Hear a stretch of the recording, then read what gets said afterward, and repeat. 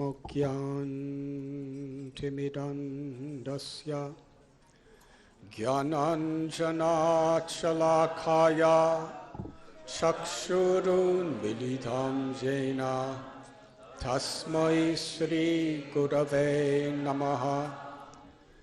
नमो ॐ विष्णुपदाय कृष्णप्रेष्ठाय भूतले श्रीमते Bhaktivedanta स्वामिनिति नामिने।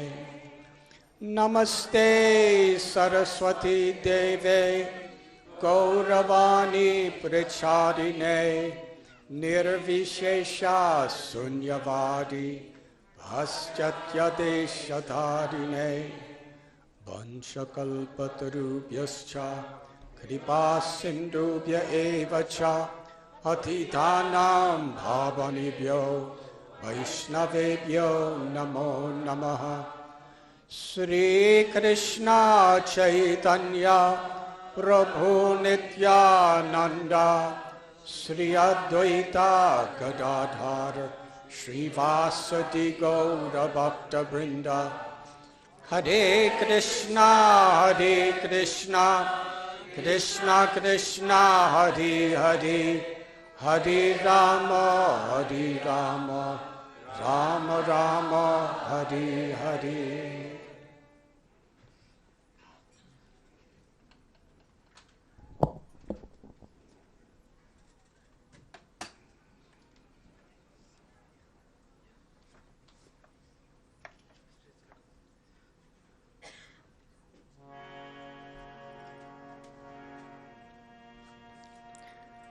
Jai Radha Madhava Kunja Bihari Gopi Jana Vallabha Girivardhari.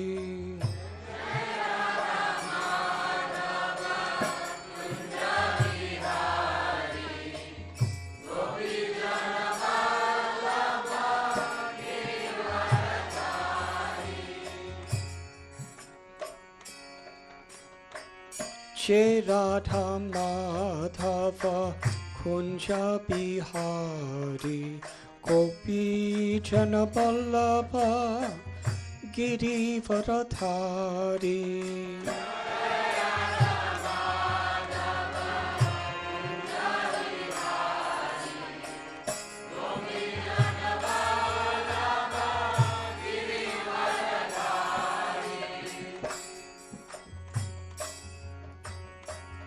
Yasodhanandana Braja Jana Ranjana.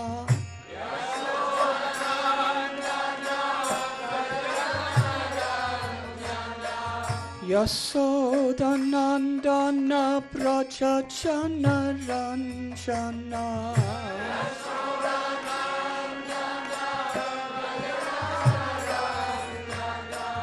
Yamuna Thira Vanachari.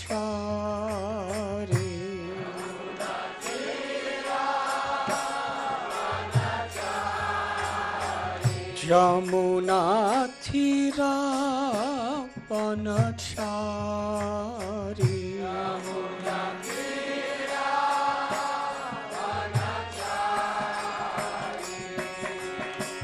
Jai Radha Madhava Kunja Bihari Gopi Jana Vallabha Girivardhari.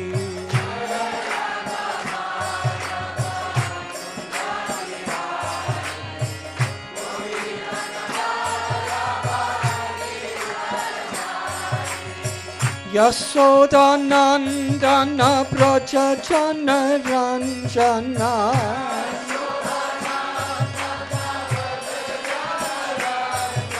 Yasodhanandana Braja Jana Ranjana.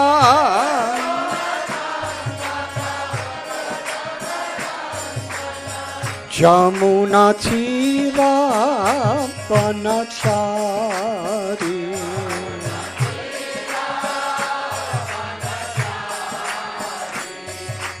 He Radha Madhava Kunja Bihari Gopi Jana Vallabha Giri Varadhari.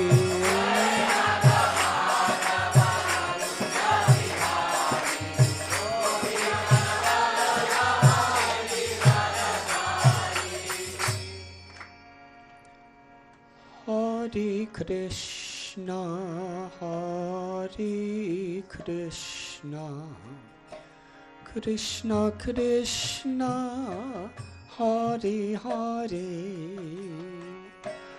Hare Rama, Hare Rama, Rama Rama, Hare Hare.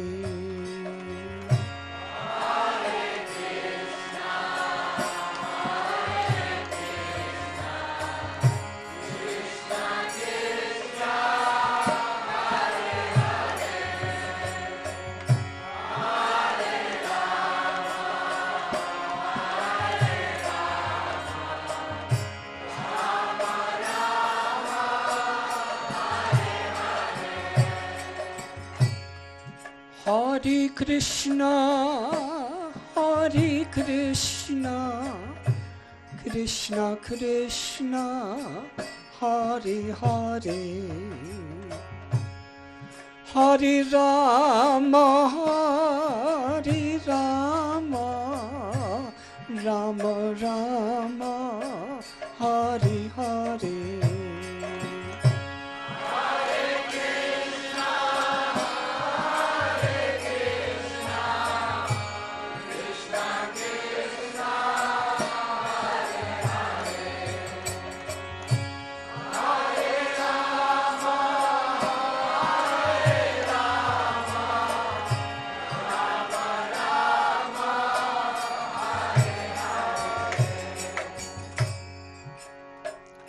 Everyone, please, with great feeling, let us fill the world very loudly with the divine sound of this mantra. Hare Krishna, Hare Krishna, Krishna Krishna, Hare Hare, Hare Rama, Hare Rama, Rama Rama, Hare Hare.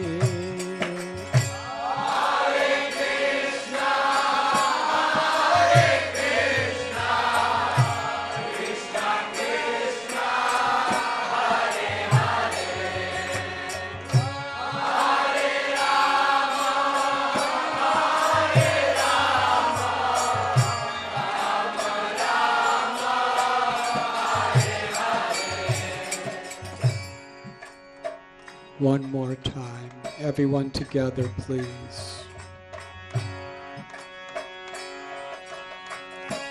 Hare Krishna, Hare Krishna, Krishna Krishna, Hare Hare, Hare Rama, Hare Rama, Rama Rama, Hare Hare.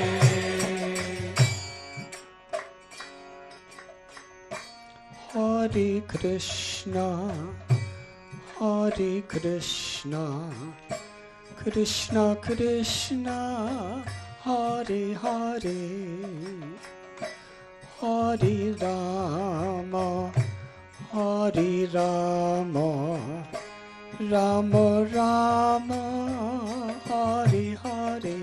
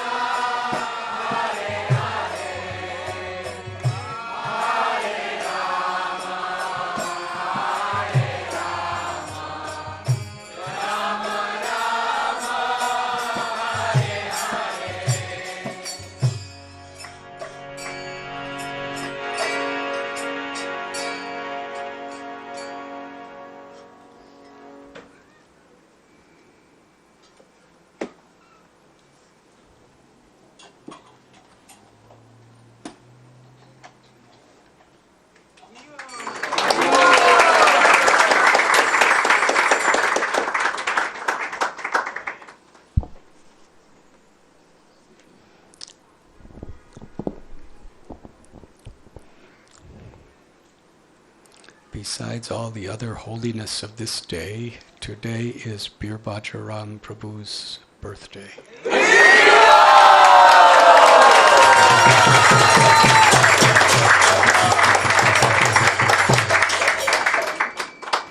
His 30th birthday.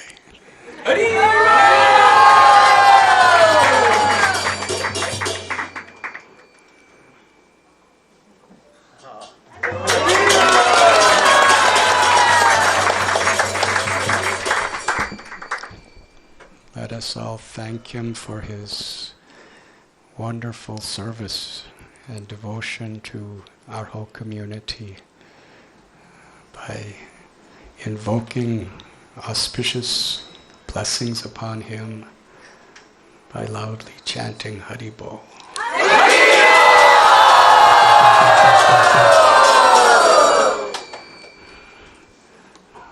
That's an ancient way of saying happy birthday. and every other occasion it fits also. I'm very grateful to be here this evening. Very grateful to each and every one of you for giving your precious time in New York City Saturday night. How many opportunities do you have? But you have come here, and we're very honored, very grateful. Thank you.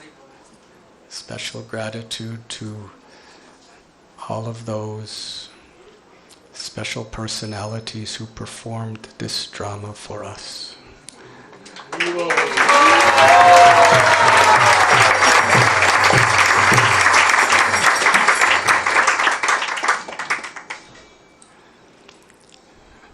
I was told that my talk should be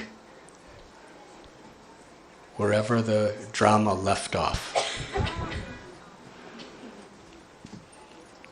So I'll try.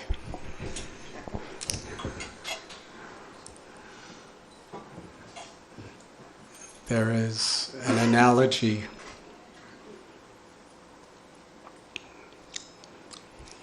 in a river where there is a swift current. Even the mightiest of all species of life on the earth, an elephant, cannot cross. Have you ever seen the strength of an elephant? I was once in a place called Guruvayur in South India, and I saw some elephants walking around. And especially male elephants could really be dangerous. This one elephant wrapped his trunk around a medium-sized tree. And he was mad at something. He was just really in an angry mood. He wrapped his trunk around the tree and he pulled it up from the roots and just effortlessly threw it. So elephants are strong. You know, even the Olympic world gold medalists for weightlifting could not do anything like that.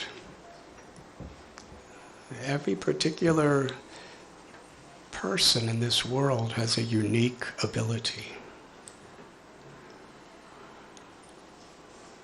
It is said that if you judge a fish by how it can climb a tree, the fish will live his or her whole life feeling it's stupid.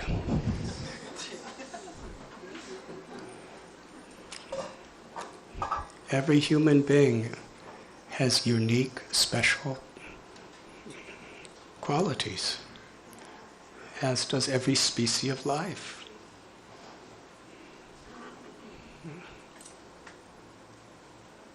Here in New York City, sometimes you have cockroaches. Yes? They're not the most popular species of life among humans. But if we analyze it objectively, among cockroaches, they're the most popular species of life. But what a miracle. They could crawl up walls. They could run full speed ahead above on the ceiling. If a human could do that, he would be multimillionaire. The whole world. Well, how many views would he get on Facebook?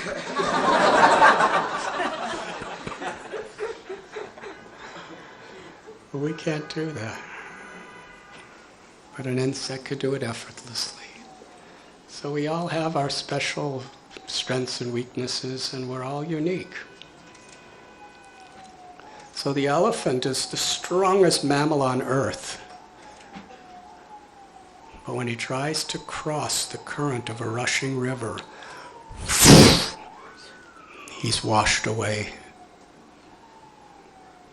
And he drowns to death. Cannot do it. Then there's a little fish. The little fish, what is his strength compared to an elephant? We're not speaking about sharks or whales. We're speaking of little tiny minnow fish. They're just small, maybe 3 inches big. But the fish could swim upstream, downstream, across stream, go in circles. Why? The analogy is that with all the strength of the elephant has not learned to take shelter of the river. But the little fish has learned to take shelter of the river, so therefore is free within the river. This story, which is from the Srimad Bhagavatam, which has been depicted in this drama, teaches this and so many other crucial lessons for humanity.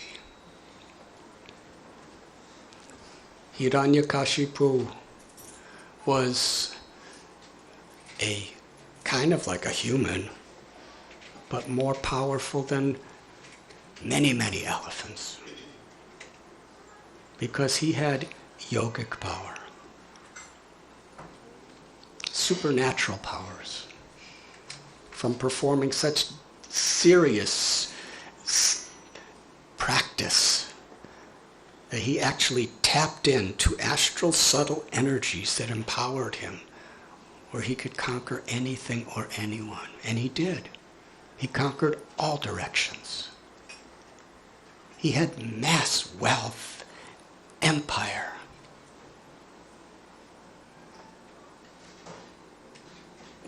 Even the strongest rulers of all directions, if he just raised his eyebrow in their direction, they would tremble in fear and bow down to him.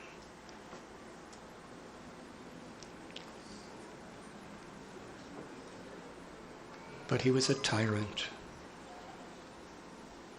He was really serious, historically, a terrorist. Like the world's never seen. Jai Giridhari is just such a pious, sweet person. He tried his best to demonstrate those qualities. But somehow or other, even when you try to be mean, you're so sweet.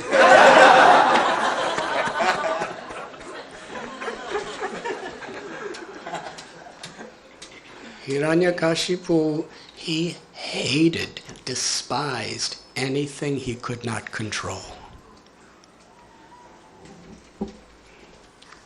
And therefore he could control practically everyone and anyone around, except his son, Prahlad. Now this Prahlad was very big size that we had today.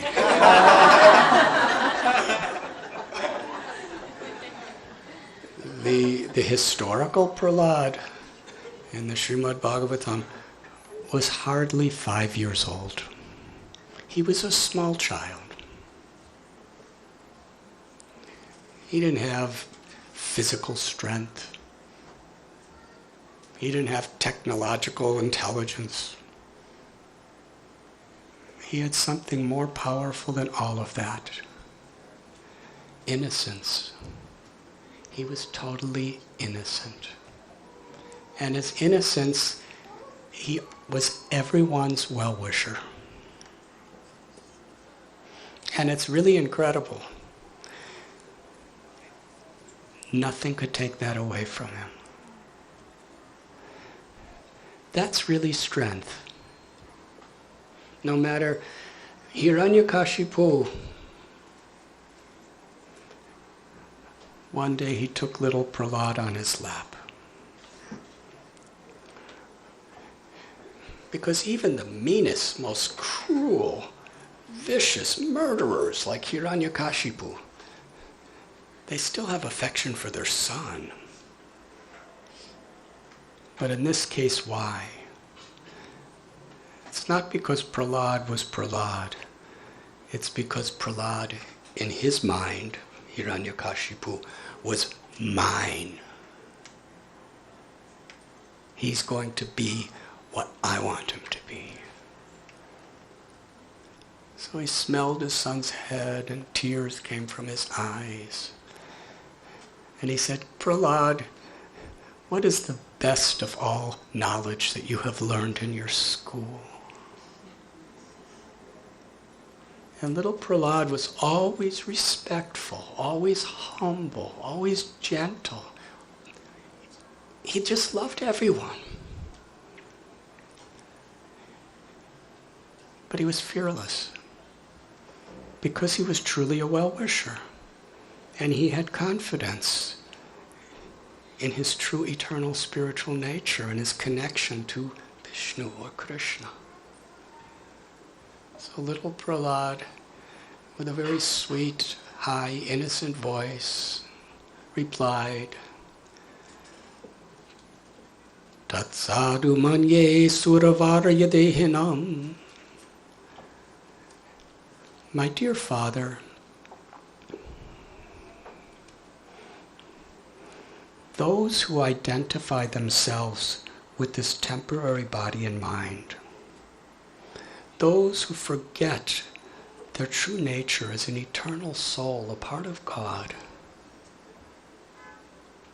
and who are attached to all the money and power and relationships that they're trying to manipulate. In other words, Father, people who are just like you are trapped in the deep, dark well of material ignorance. And even if you call for help, nobody can hear you. Therefore, my Father, you should go to the forest. And you should purify your heart. You went to the forest before, but it was only to get power to control and manipulate. With a humble spirit, you should practice true yoga, devotion, to purify your heart. And then you'll be free. Then you'll be happy.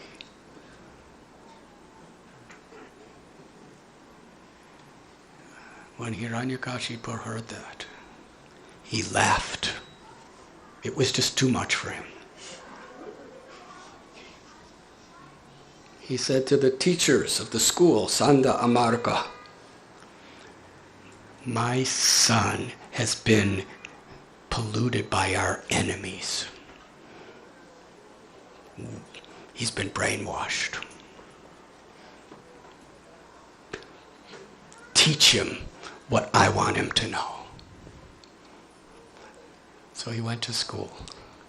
And the teachers were so upset with him. They said, Prahlad, there's so many other students all around. Where do you learn this?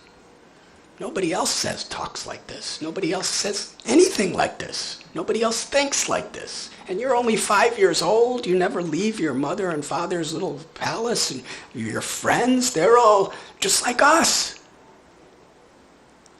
Where did you learn this? Little Prahlad replied, I learned it from my guru. He was born. He never came out of his mother and father's sight. What type of guru?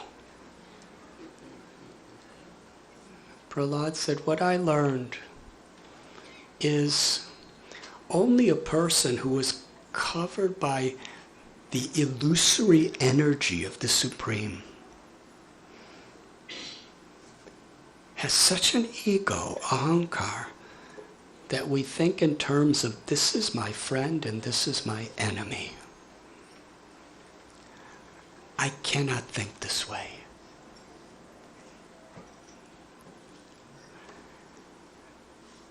Everyone is a part of God. When we think in terms of friend or enemy, we try to exploit our friends and we try to conquer our enemies. It's all selfishness. Prahlad told his teachers the whole world is so much infected by this disease. But I'm sorry, I can't think that way.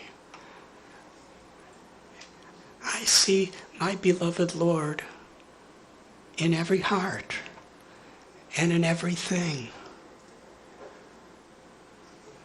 Whatever there is in this world, I don't see it like you. You're seeing what is mine and what is theirs. What can I enjoy? What can I control? What is my property? I see that we're all caretakers of divine property.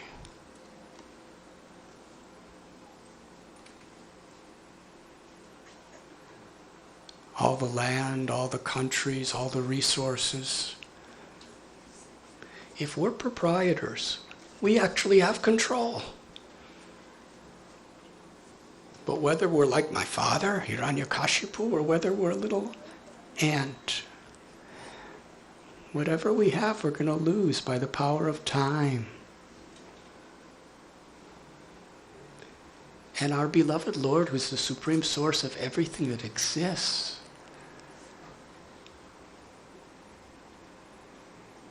is the Shaktiman, the energetic powerhouse in which even time is manifesting. Real happiness, real peace can only be when we recognize this. Sarvaloka Maheshwaram. That everything is the property of the Supreme. And the best way to use that property is in consciousness. Now I'm paraphrasing and mixing Bhagavad Gita with Prahlad's words, so just a drama. Took some literary licenses.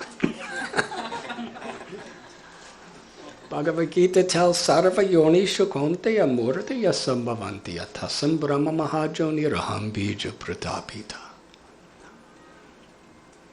That every living being of every species of life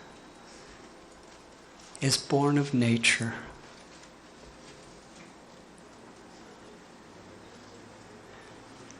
The nature of God, or the Supreme.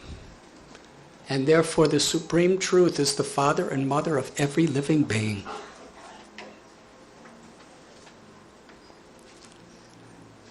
So the happiest life is when we use whatever we have access to for the well-being of others.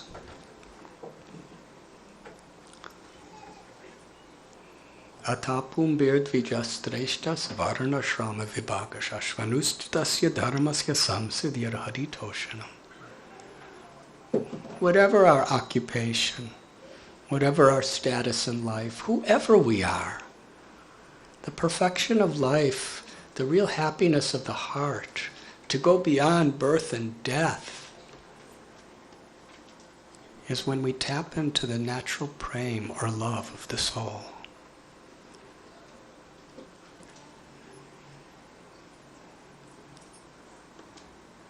And we understand that our success is when we please the Supreme Being, when we please Lord Hari.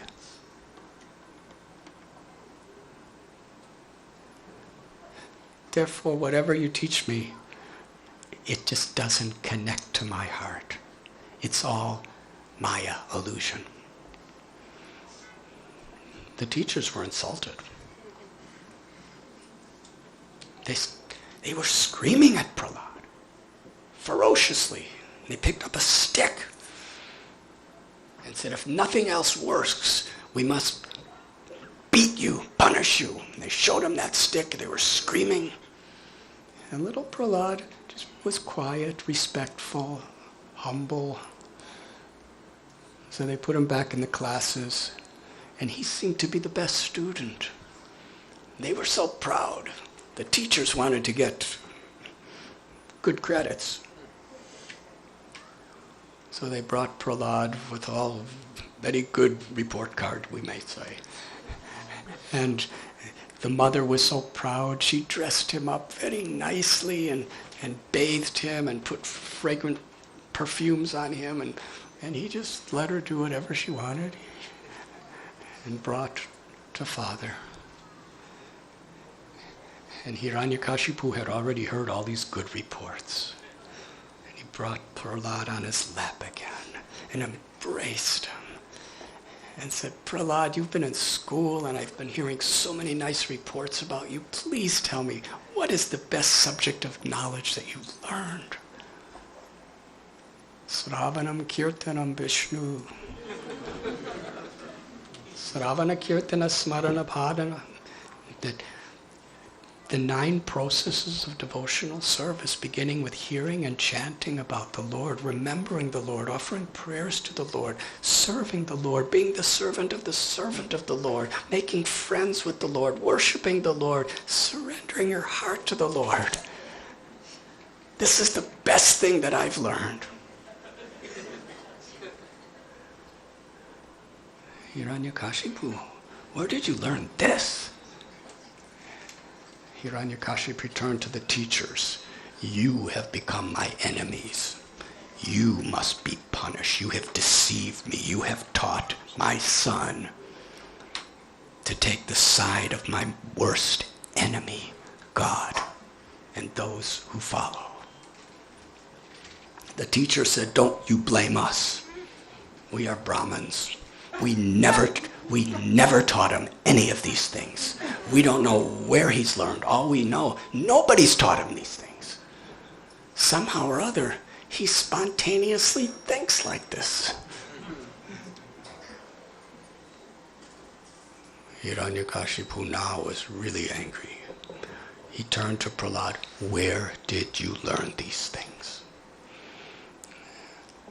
And as cited in our drama today, little Prahlad said, those who have uncontrolled senses, matirana krishne paratasvatova, those who have uncontrolled senses and mind, they cannot understand either themselves or even with the help of others, or even with both. Puna punascharvata charvananam. Therefore, their whole life goes just chewing that which has always been chewed. This is little Prahlad speaking.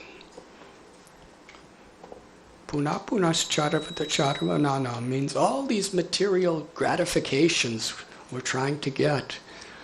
If we consider that the soul has been through many, many births, we've already tasted it, we've spit it out, and it's like sugar cane. You just pick it up again and chew it, trying to get some sweetness out of it, and then you spit it out, and then you pick it up again, and you somehow or other trying to find happiness. But if that happiness doesn't touch your soul, it can't really satisfy you. It's almost like an imagination.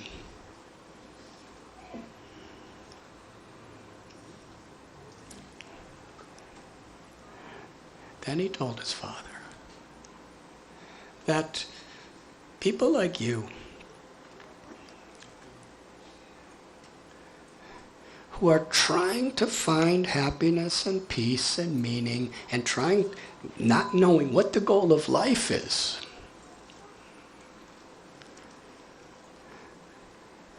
you are, or those who try to follow another person who is like you, are like a blind man following another blind man, and they both fall into the ditch. His father was like a volcano. He was erupting. And then Prahlad, he capped it off with a particular verse where Hiranyakashipu completely erupted with anger. Naishamatis tavarurukramangrim. My father, what you should do is you should go to a saintly person who has no material desires. And you should take the dust from that person's feet and spread it on every part of your body. This means you should become the servant of the servant of the servant of those who truly love Krishna. To you and me, that's a really good instruction. To Hiranyakashipu, that was the ultimate insult. His eyes became red like hot coals. He picked up Prahlad from his lap, and he was sitting on a high throne, and he threw Prahlad on the ground. And little Prahlad tumbled on the ground. Hiranyakashipu told not only his guards, his whole military, kill this boy.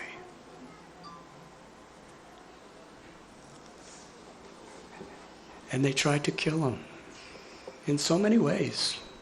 If you want to know all the ways, you could read the 7th canto of Srimad Bhagavatam. Little Prahlad was completely sober, peaceful, and happy. He never even prayed, "My Lord, please save me." How many of you have been face to face with a venomous snake? Not in a zoo, but where they're right next to you. Please raise your hands. Okay, how many would like to be in that place? Thank you for being so honest. Prahlad was thrown in a pit of dozens and dozens of the most venomous snakes. Now, personally, I've many times been in front of venomous snakes because I live in India.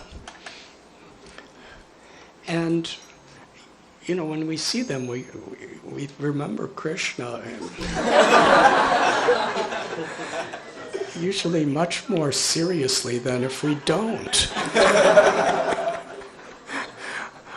Really, if I'm just singing God's names or chanting japa and I'm walking through a nice field, it's nice, Krishna, Krishna. But when, then I'm really, it's a different level of chanting. Even if you've never been in that experience, please try to experience it. Then you don't have to do that. And usually we think, God save me, because we're pretty helpless. Prahlad never asked God save me. Sharanagati. Prahlad's mood was, Lord Vishnu, I'm yours. In whatever way, I am yours. Smaranam. He was remembering the Lord in this spirit, not asking anything of him. Just, how can I serve you in this situation? He was thrown off cliffs, he was thrown in fire, he was thrown underwater, he was trampled by elephants, and I'm not going to tell you the rest because I want you to read it. They couldn't kill him. And when Hiranyakashipu saw this, he got depressed. Even in those days, there was serious depression. And what was that depression? That things were not going his way. This is a serious source of misery in this world, when things do not go our way. Each and every one of us, in our lives, there are so many things that come before us that we really don't have much control over. Some things we have control over in this world, but other things we don't. Sometimes husbands and wives come to me with their problems, and I realize this eternal truth. If you expect your husband or your wife to be what you want them to be, then you're going to suffer. But if you accept them for who they are and you adjust yourself, then you're going to be happy. And that holds true in the workplace, and that holds true with our health. We have to try our best. We have to, God helps those who help themselves. But no, if we don't try our best to make things good, to accomplish what our dharma or duty is, then we're not going to get a good result. But whatever comes before us, if we're trying our best and we adjust to the circumstance, and we see the positive opportunity in that circumstance, and ultimately we take shelter of the higher power of God's grace in that circumstance, then nothing in this world can disturb our happiness and peace. And if we don't find that shelter in the higher power, God's name, Nam Namakari Bahuda Nija Sarva Shaktis, the power and the grace of the Supreme are accessible when we take shelter of the name, the mantra, our prayers. That in every situation we could only grow. In the most challenging times we find the deepest inner experience. Every one of us has that choice. We have that power. When we expect things to go our way, you can expect to be frustrated in due course of time. But when we look for the opportunity to find enlightenment and do our best, we'll find enlightenment and be our best. That was Prahlad. Do you know what really depressed Hiranyakashipu? No matter what he did, he screamed at Prahlad. He yelled at Prahlad. He tried to murder Prahlad. He did everything he could. But Prahlad never got angry with him, never hated him. He was still his father's well-wisher. He still loved his father. Hiranyakashipu was doing everything with his power, with all his money, with his armies, with all of his strength. Like that, special effects. At least I could make a difference where he hates me, or he doesn't like me, or he seems annoyed with me. But Prahlad was always my dear father, and he was always giving him nice instructions with love. So he became maniac depressed. And the teachers came and said, he's only 5 years old, he'll change. You know, those who are parents, we know, sometimes when little kids are young, they're really like saintly. But wait till he becomes a teenager. He'll outgrow this stuff. It's just, we'll take him back to school. Our Guru, Shukracharya, is coming soon, will help. So they took Prahlad to school, and as we saw in today's play, Prahlad was so respectful and nice, but whenever the teachers left the class, he would teach the students Bhagavad Dharma. What is the highest purpose of life? You're not this body or mind, you're the eternal soul. Whatever we do, whatever we speak should be in harmony with the soul. And the soul's nature is to love the Supreme Soul. And he taught with the greatest emphasis, seeing all beings with equal vision. The dualities of hate and love in this world, honor and dishonor, pleasure and pain, success and failure, they're always coming and going. If we're attached to those things, then our state of mind's always coming and going. We must find that permanent truth within ourselves. And then act dynamically, vibrantly within this world with compassion.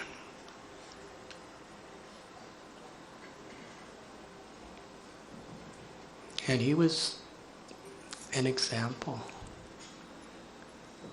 Kaumara acharit pragyo dharman bhagavataniya.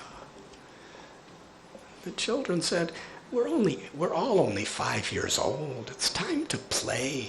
This philosophy stuff we could do when we're big. Little Prahlad said, now's the time.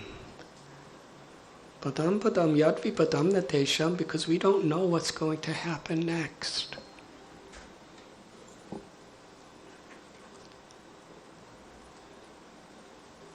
The present moment is the only ideal time to take our spiritual lives seriously. And then he gave so many analogies of how people procrastinate, postpone it. And before long, it's too late. What's really important in our life, we will have the most meaningful life when we make that a priority now. Am I this body or am I an eternal soul? Is the purpose of life just material acquisition? Or is it awakening love, compassion, and peace and happiness from within? And he gave them that simple process by which they could do it. Even a child can attain the supreme perfection. Kirtan, chanting the holy names. When kirtan, even the little children are dancing and happy. When I give these talks, they usually go outside to eat cookies or play or something.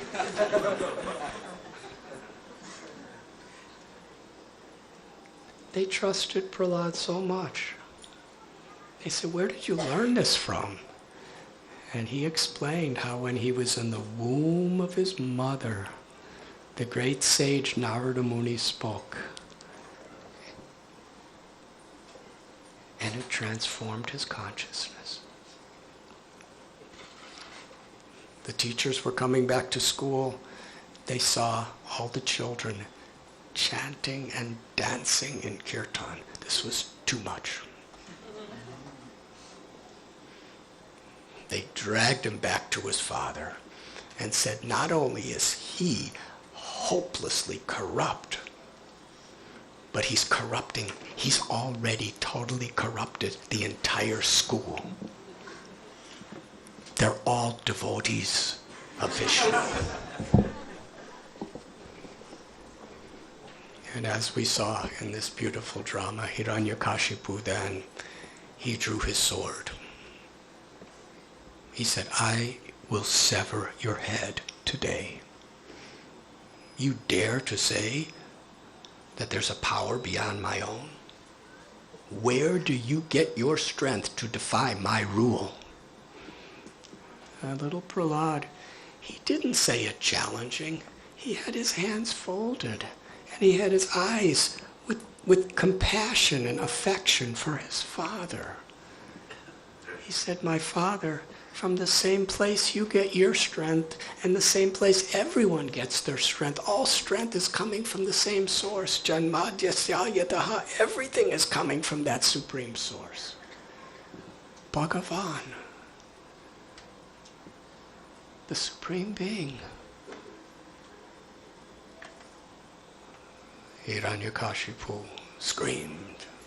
But when he screamed, it was like thunder. Where is this God that you speak about?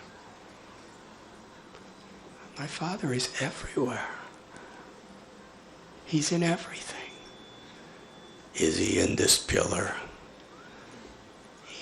He's everywhere, Father, even in the pillar.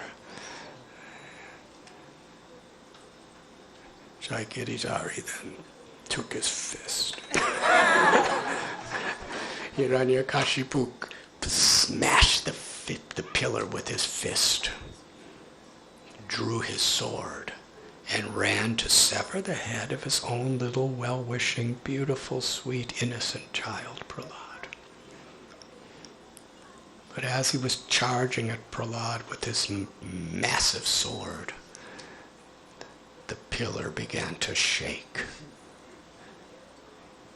A sound came out of the pillar that nobody has ever heard in this world.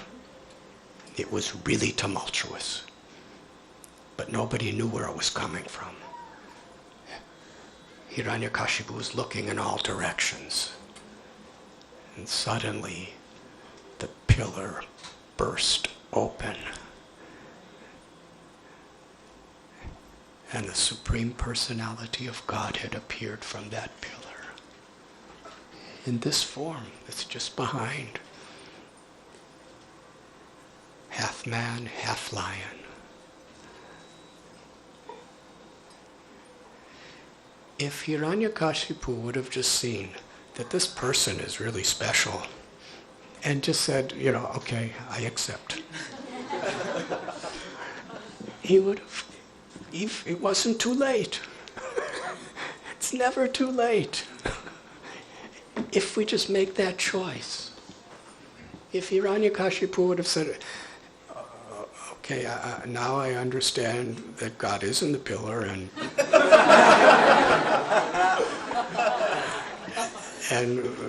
I'm sorry. He would attain perfection of life if he just did that. But what did he do? He was so arrogant because of his strength and his wealth and his influence over others. He was thinking, I will kill him. He took his sword and attacked Lord Nrisimhadev. Yayatamam prapadyante tamstataiva bhajamyaham. Krishna tells in Gita, I reciprocate according to how people approach me.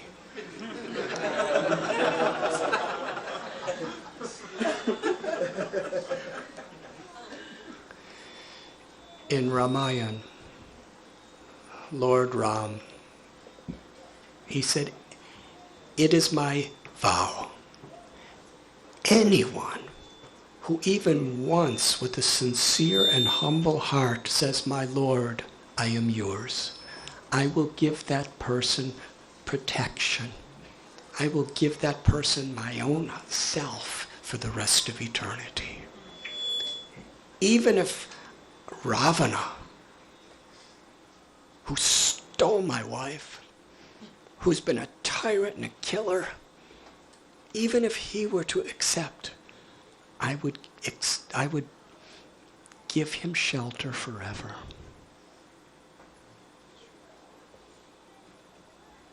This was really a crossroads for Hiranyakashipu. All he had to do was get one little drop of humility and say, I'm sorry. But he drew his sword, I will kill you. And he attacked Narasimha, this beautiful, beautiful avatar. You may think a half man, half lion is something ferocious. He was ferocious for Hiranyakashipu, but for Prahlad, he was the most beautiful person he ever saw. And he charged at him. And Narasimhadev just embraced him. And he was trying to chop off Narasimhadev's limbs and stab him. And Narasimhadev just threw him aside. And he thought, you see, he cannot hold me. And he charged at him again. And Narasimhadev just played with him until the twilight. Because that benediction that we saw in the drama, Hiranyakashipu was promised he would not be killed in either day or night. So he waited till twilight. It's neither day or night. And then he picked him up and put him on his lap. Right at the doorway, he wasn't inside or outside. He wasn't a person who was created by Brahma. He was the creator of Brahma. And for those of you who know the story, Narasimhadev did the world's first gastrointestinal surgery.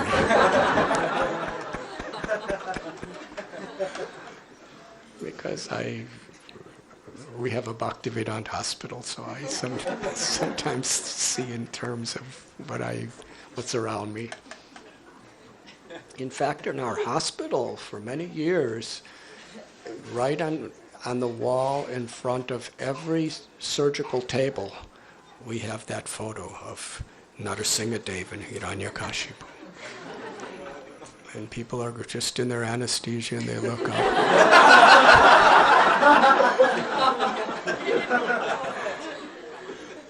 Some say, what is that? I said, that's the Ishtadev of surgery.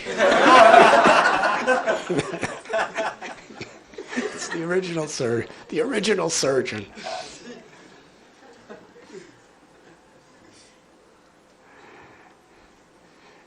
Afterward, so many sages and devas and great people were coming to offer prayers to Narasimha. He was roaring. And Brahma, he came to little tiny Prahlad and said, you please come before the Lord. And Prahlad bowed down. He saw the Lord with eyes of love. And seeing the love in the eyes of Prahlad, feeling the love of the heart of Prahlad, Narasimhadev became completely affectionate and peaceful. And the Lord asked Prahlad, please ask for any benediction. I will give you anything or everything that you want. Just ask. Little Prahlad, he said, I've given my heart to serve you, to love you, and to please you. I don't want anything in return. Just that I'm remembering you is everything. I have no fear of material existence because I'm an eternal soul. I only am praying for everyone. If you must give me a benediction, let me be the servant of your servants. Little Prahlad was praying with such humility. He was so great, but he wanted to serve everyone. In this particular story, in this section of the scripture, it's really highlighted what greatness is.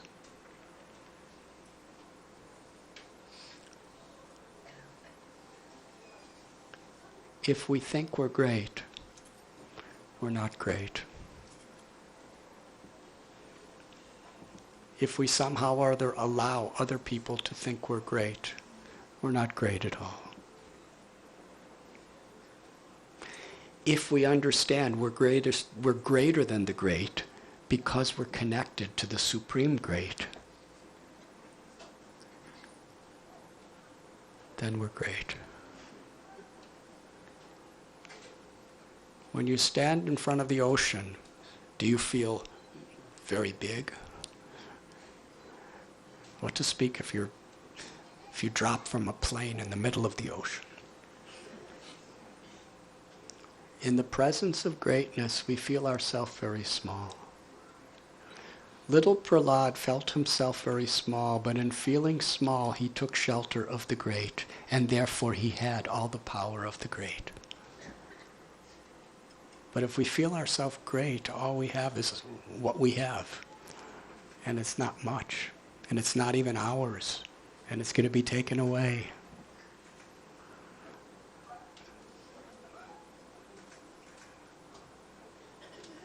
Humility is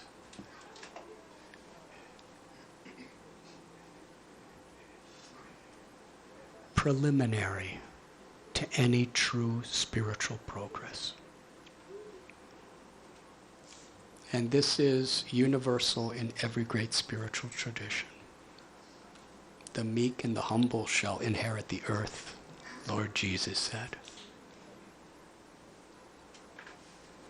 In the Old Testament, Moses wasn't saying, I am great, when the Pharaoh was, he was just a humble instrument of God's greatness. This is universal. There's a story of Haridas Thakur.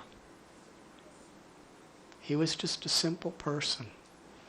He was a grown man, but he was just like Prahlad. He lived about 500 years ago. I've been to his birthplace. I've been to so many places where he lived. They're still there.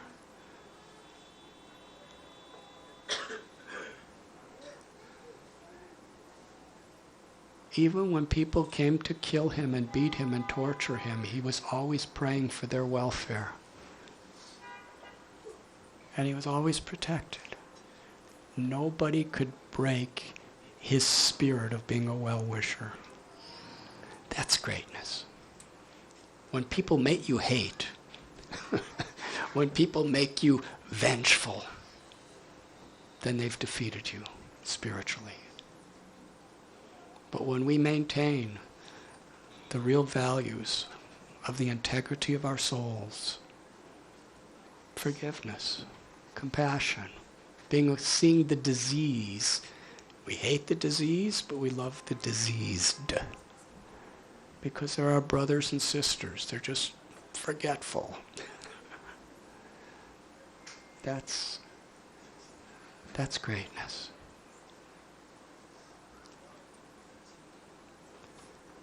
Little Prahlad told Narasimhadev, if I ask anything in return, then I'm not a devotee. I'm just like a merchant doing trade with you.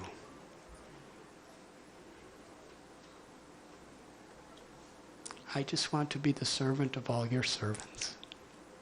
That will be the joy of my life forever.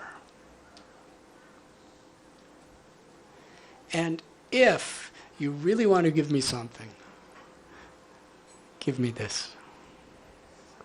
My father was so cruel, so envious, so arrogant and greedy. He caused so much pain to so many people, and he tried to kill me so many times. Give him eternal liberation.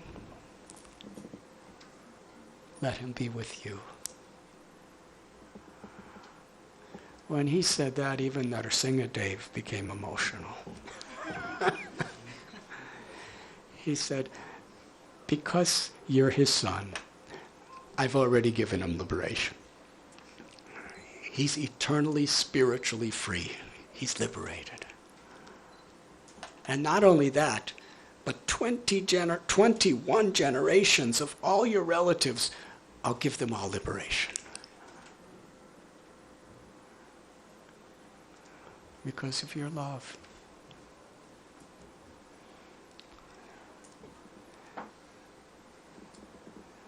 Narasimhadev then told Prahlad that even though you have no material attachments, I want you to be the king in place of your father and rule all directions.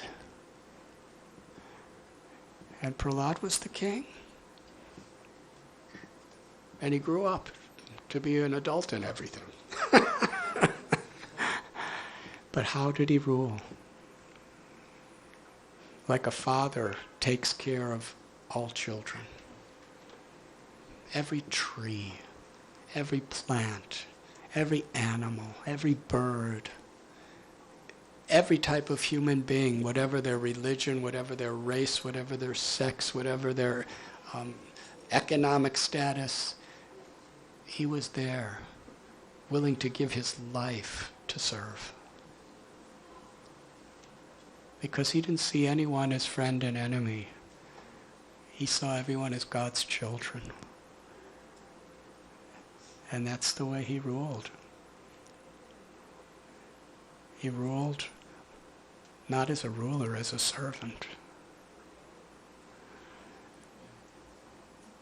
People who run for office, that's what they always say, that they will serve us nicely.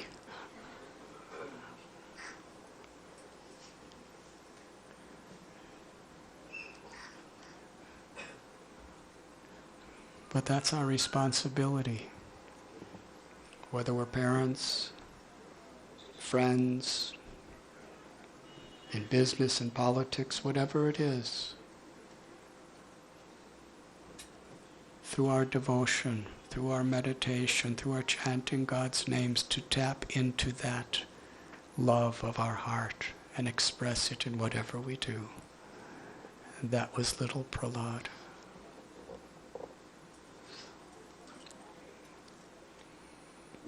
On Tuesday is the actual day of the appearance of Narasimhadev, but we're celebrating it today. And we're very grateful to all of you. So let us pray. Mahajano yena gadasa banta. The path of perfection is to try to follow in the footsteps of great personalities. If you try to imitate Prahlad, you'll realize it's not possible. You see, these stories are not, that child could do it, but I can't do it. These stories are given to us and passed down through the ages because the virtues, the values, the example, in our small, humble way, we can take steps in that direction by holding the values that little Prahlad and other saintly people demonstrate in their lives. We hold that as sacred. We understand that that is truly the wealth I'm looking for.